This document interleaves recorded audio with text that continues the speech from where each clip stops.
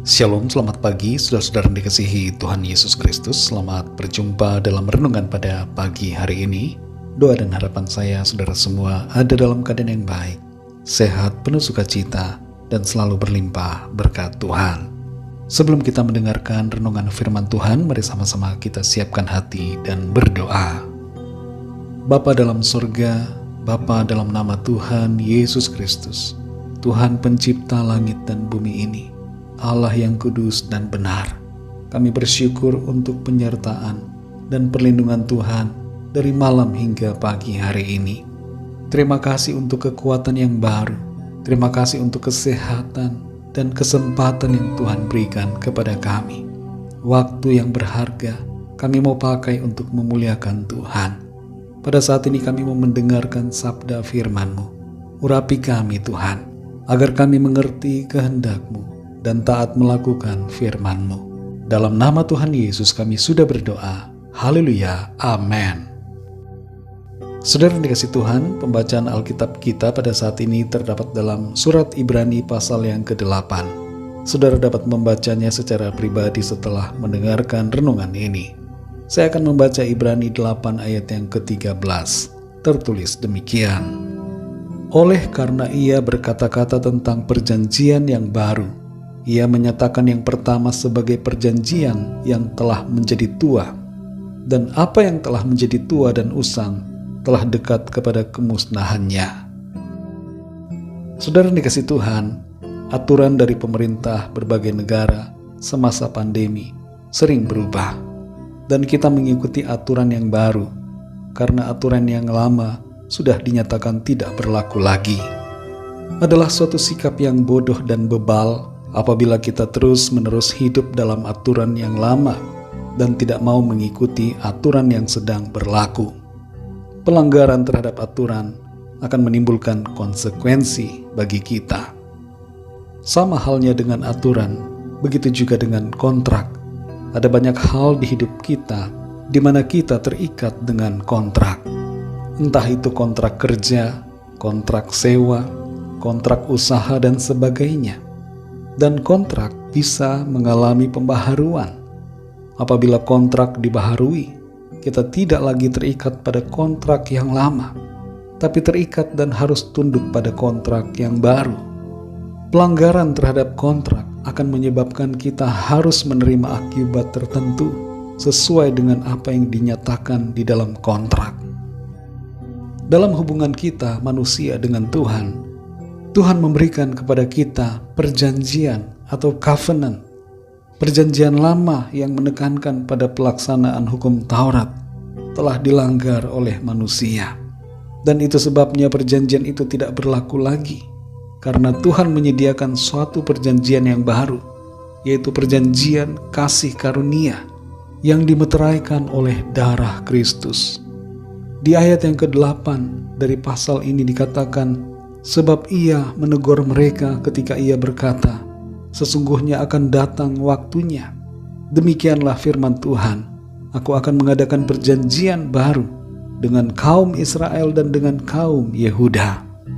Perjanjian yang baru ini bukan sekedar berlaku bagi kaum Israel dan Yehuda saja, saudara, tapi berlaku bagi semua bangsa.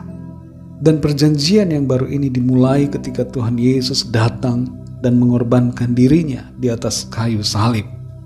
Darahnya yang tercurah menjadi meterai dari perjanjian yang baru.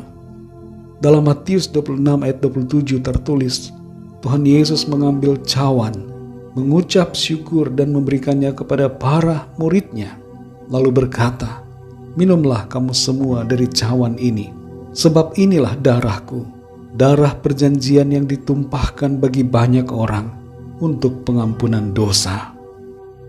Saudara yang dikasihi Tuhan, kalau Tuhan Allah pencipta sudah membuat sebuah perjanjian yang baru bagi kita, maka secara otomatis perjanjian yang lama tidak berlaku lagi, dan kita tidak perlu hidup menuruti perjanjian yang lama, tapi kita hendaknya mengikuti perjanjian baru yang Tuhan telah sediakan bagi kita. Kalau kita menolak untuk hidup dalam perjanjian Tuhan yang baru, maka itu namanya bebal, saudara. Dan pilihan kita tidak membuat perjanjian itu menjadi tidak berlaku. Perjanjian itu tetap akan berlaku meskipun kita menolak. Dan sebagai konsekuensi dari penolakan kita pada perjanjiannya, maka kita tidak akan menerima janji yang Ia sediakan bagi kita, yaitu janji keselamatan dan kehidupan yang kekal. Mari saudara yang dikasihi Tuhan, hiduplah bukan dalam perjanjian yang lama, bukan dalam hukum Taurat, bukan dengan kekuatan kita sendiri untuk mencapai kekekalan, tapi hiduplah dalam perjanjian baru, yaitu perjanjian anugerah, perjanjian kasih karunia yang disediakan Allah di dalam Kristus. Ia menyediakan kepada kita anugerah kehidupan, bukan karena perbuatan baik kita, tapi karena kasih-Nya oleh iman kita kepada Kristus. Oleh kasih karunia-Nya kita diubahkan menjadi ciptaan yang baru, yang hidup dalam kebenaran dan kebaikan seturut dengan firman Tuhan. Kunci untuk masuk dalam perjanjian yang baru ini adalah dengan beriman, percaya kepada Tuhan Yesus yang telah berkorban bagi kita di atas salib. Bagi saudara yang mendengar renungan pada saat ini, yang belum percaya kepada Tuhan Yesus, mari buka hati saudara.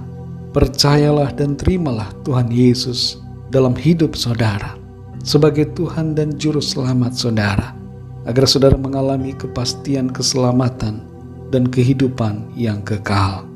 Ikutilah doa saya. Tuhan Yesus, aku percaya Engkau adalah Tuhan dan Juru Selamat.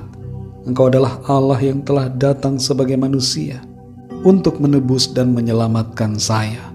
Engkau telah mati di atas salib, turun ke alam maut, bangkit di hari yang ketiga, naik ke sorga, dan memerintah selamanya. Dan Engkau akan datang kembali pada akhir zaman. Ampunilah aku Tuhan, dan terimalah aku menjadi anak-Mu. Pimpinlah hidupku mulai saat ini dan seterusnya, bahkan selamanya. Amin. Bagi saudara yang baru saja percaya kepada Tuhan Yesus Kristus, teruslah belajar firman Tuhan. Bacalah Alkitab, berilah diri saudara dibaptis, dan teruslah setia mengasihi Tuhan sampai pada akhirnya. Bagi saudara semua pendengar renungan ini, mari sama-sama kita berdoa. Bapa kami yang di sorga, Bapa dalam nama Tuhan Yesus Kristus, kami bersyukur untuk firman-Mu yang kembali mengingatkan kami bahwa kami semua berada dalam suatu perjanjian yang baru yang dimeteraikan oleh darah-Mu ya Tuhan Yesus. Sebuah perjanjian kasih karunia, perjanjian anugerah Tuhan, perjanjian yang tidak pernah berubah, tapi perjanjian yang kekal untuk setiap kami. Kami bersyukur untuk anugerah-Mu. Oleh karena kasih-Mu dan pengorbanan-Mu, kami diselamatkan dan dianugerahi kehidupan yang kekal. Terima kasih Tuhan.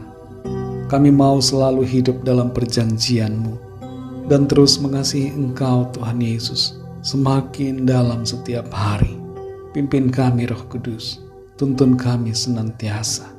Berkati kami di sepanjang hari ini dalam segala aktivitas kami. Kami berdoa Tuhan untuk setiap yang sedang dalam pergumulan dan dalam keadaan sakit, penyakit, agar Tuhan menjamah, memulihkan, memberikan kuasa-Mu, mujizat-Mu terjadi, kesembuhan terjadi, pemulihan terjadi. Di dalam nama Tuhan Yesus ada kemenangan, ada pemulihan, ada mujizat Tuhan, ada pertolongan Tuhan yang ajaib bagi setiap kami. Terima kasih Bapa. Dalam nama Tuhan Yesus Kristus, Tuhan dan Juru Selamat kami sudah berdoa dan mengucap syukur. Haleluya. Mari sama-sama kita berdoa doa Bapa kami. Bapa kami yang di sorga, dikuduskanlah nama-Mu, datanglah kerajaan-Mu, jadilah kehendak-Mu di bumi seperti di sorga. Berikanlah kami pada hari ini makanan kami yang secukupnya, dan ampunilah kami akan kesalahan kami, seperti kami pun mengampuni orang yang bersalah kepada kami. Dan janganlah membawa kami ke dalam pencobaan, tetapi lepaskanlah kami daripada yang jahat, karena Engkaulah yang mempunyai kerajaan dan kuasa dan kemuliaan sampai selama-lamanya. Amin. Terimalah berkat Tuhan. Tuhan memberkati engkau dan melindungi engkau. Tuhan menyinari engkau dengan wajah-Nya dan memberikan kasih karunia. Tuhan menghadapkan wajah-Nya kepadamu dan memberikan damai sejahtera. Berkat anugerah dari Bapa Sorgawi, cinta kasih karunia dari Tuhan Yesus Kristus, dalam persekutuan dan penghiburan Roh Kudus, menyertai kita semua, sekarang ini dan sampai selama-lamanya. Dalam berkat nama Tuhan Yesus Kristus. Haleluya. Amin.